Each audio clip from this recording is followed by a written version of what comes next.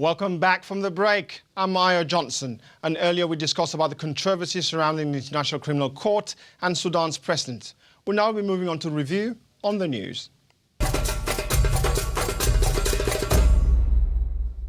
To discuss these, I have in the studio with me reporter Adama Munu, and on Skype we have Abayomi Azikiwe, who is based in the United States and is the editor of Pan African Newswire. Well, Adama, what sort of week has it been? It's been an interesting week as always. I think there's been a lot of stories with relation to Africa as well as African communities outside. The first article that I've got here for us is from Eyewitness News, which is a South African online news website, and it's written by Dineo Bendil, and it looks at whether younger children should be taught an African language from 2016. And what we have here is the member of the Executive Council, Mr. Lesufi, who proposes that there should be African languages taught to children in grades 1 and 2 in South Africa. And this is, of course, in commemoration of the Day of the African Child, the backdrop of which is the Soweto uprisings in 1976, in which 10,000 children protested for Afrikaans not to be the mainstay language taught. So that's what the article is particularly about. In a nutshell, don't you think a unified language is what Africa needs right now? And how are we going to get there? Well, it's very interesting you say this because actually UNESCO proposed and promoted that there should be instruction of African languages to children on the African continent since 1953. And I think it is very, very important for children, not just on the continent but outside of the continent, who are born in countries like the UK, to know about some of their parents' mother tongues as well. But there was an interesting article that was actually written on, and it was published on the British Council's website, which said, how should Africa teach its multilingual children? And one of the things that they realised was that it is actually problematic to children's ability to actually learn later on. So what normally happens in a lot of African countries is children will learn their mother tongue perhaps maybe up until the age of 10 or 11, and they switch over to English in secondary school. And this has been noted to be very problematic by people like Professor Ayo Bambose from Ibadan University in children's growth and development and educational potential. Well, let me get Abayomi, who's still on the line with us. Mr. Abayomi, do you have my voice? Yes, I can hear you. Oh, thank you so much for joining us here on Africa This Week. So to tell me, the African language clearly is a unique one, but if we have over 2,000 across the African continent, not to mention 11 separate languages in South Africa itself, how are we going to be able to come to one unified language that would allow us to speak with one language? Well, it's a very challenging issue. It's not a new one. Back years ago when I was in university, there was a lot of advocacy around Kiswahili as a possible lingua franca for Africa because it is spoken in several countries in East and Central Africa. However, that really never reached fruition. Some people had suggested English as a standard language for people across the continent as well. Because many of the technical phraseology and terminology is, of course, in English. But it's a very difficult question. It requires a lot of work on the part of the African Union and other continental organizations to reach some consensus, and then it has to be institutionalized within the educational system.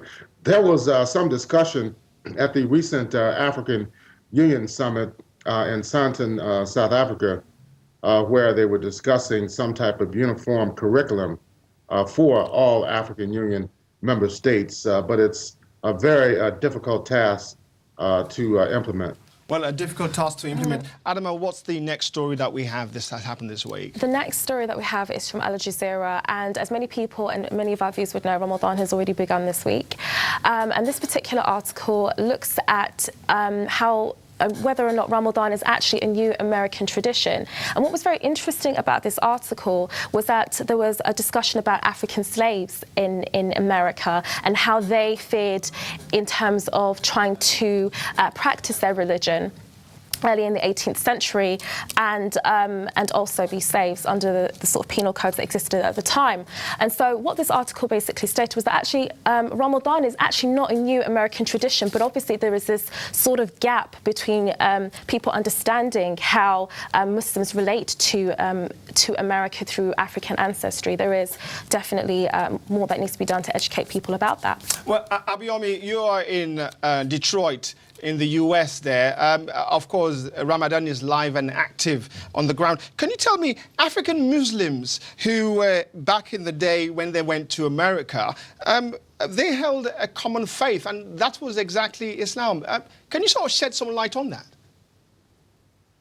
Well, during the period of slavery, there was a concerted effort on the part of the slave masters to break any traditions emanating from Africa. They weren't successful in doing that completely, but they were able to, in fact, even torture people in regard to recognizing their traditional beliefs, whether they were traditional African beliefs or Islam.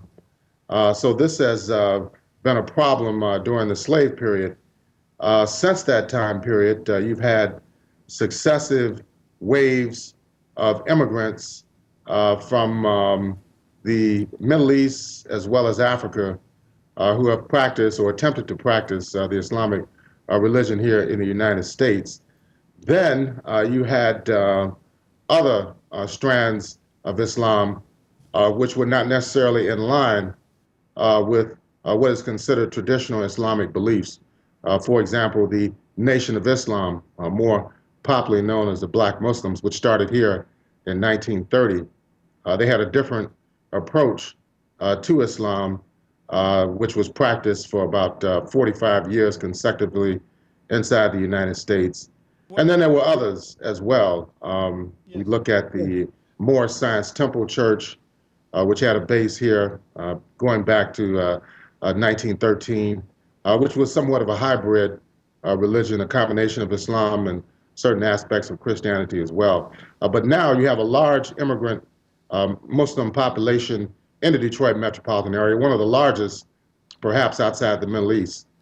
So there are mosques all over the area. That's a very interesting point you raised there, Adama. Quite a large population in the US there.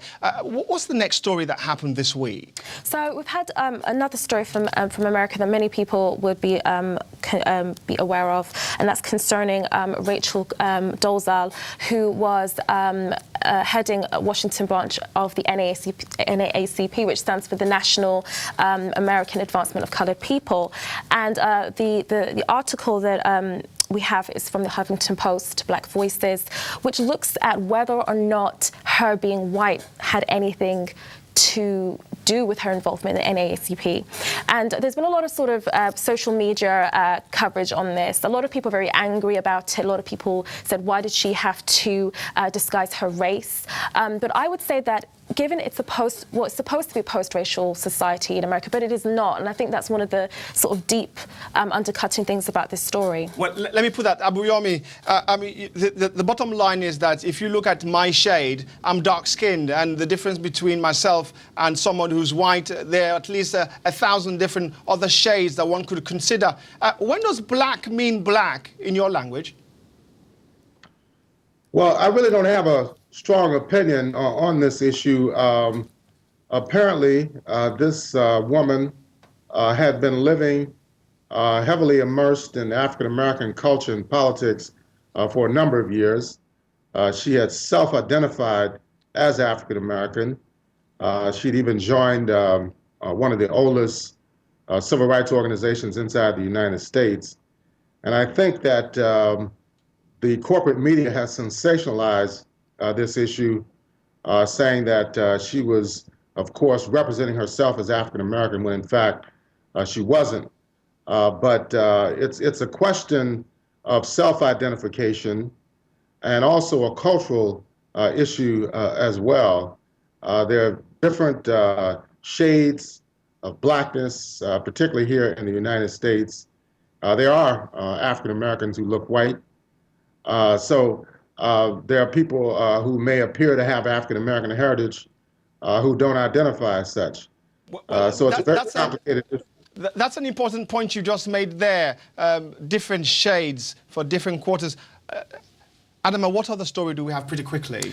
So we've got from The Guardian the story about the shooting that happened in Charleston, South Carolina. And, you know, we do give our condolences, obviously, to the victims and to the families of those victims, 9 of which were shot in what was a racially aggravated attack, as well as a gun attack as well. Well, Abayomi, you're on the ground in the US. You've felt the vibrations of this recent shooting of a pastor and their congregation. The President Obama himself has commented on that. What's your take and what's your position, and how are people reacting on the ground in that part of the world?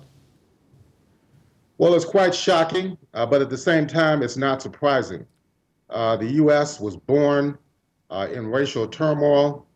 You look at the forced removal of the indigenous Native American people, the capturing and importation of millions of Africans who were enslaved in this country under the British and then later under the Americans for over 240 plus years. This issue is still not resolved inside the United States. I think this young man who carried out this heinous act was clearly motivated ideologically. They released a photo yesterday where he had a jacket on that had the insignia of the flag of the old racist apartheid system in South Africa and the settler colonial system in Rhodesia. Now, someone who's 21 years old, of course, they don't remember apartheid South Africa. They don't, and let alone remember Rhodesia. So clearly, this person had some political motivation, and the question is, was he connected with some type of ultra right-wing or white supremacist type organization that motivated him to carry out this attack on this church? Well, I'll tell you what, hold on to that on that church. That's an interesting take on what's happened there. Adama, pretty quickly, if you may, what's the next story we have? So we've got another article, Chad bans the Islamic veil after suicide bombings. So there were Monday attacks, twin attacks on Monday on a police academy and a police station as well, in which a good number of people died. And as a result, the government have decided that they're going to ban the veil outright, which is actually a step further from what France did, where they just banned the veil, the face veil, in public places. What Chad have decided to do is that they're going to ban it outright. So they will go to the lengths where they're going to burn the niqab in the markets as a result of counter-terrorism strategy. And this is something that's happened in Congo, Brazzaville as well quite recently. Well, Abayomi, pretty quickly, you've only got a few seconds. Could you sort of tidy that up for us? Are you of the notion that this, as we've seen now happening, would this spread across Africa? Or is this not an infringement of people's civil liberties and human rights to do and choose to wear what they want, when they want? It's going to be very difficult in Chad because it is a predominantly Muslim state. Congo Brazzaville is quite different. They have more of a Christian and traditional African background, but it's going to be very difficult in a country like Chad to ban traditional Islamic dress for women. Well, that's it for the segment. Very interesting selection of articles indeed. And thanks to you, Abayomi, for joining us. We'll be taking our last break of the show. When we come back, we'll be reflecting on the Day of the African Child. See you in 3.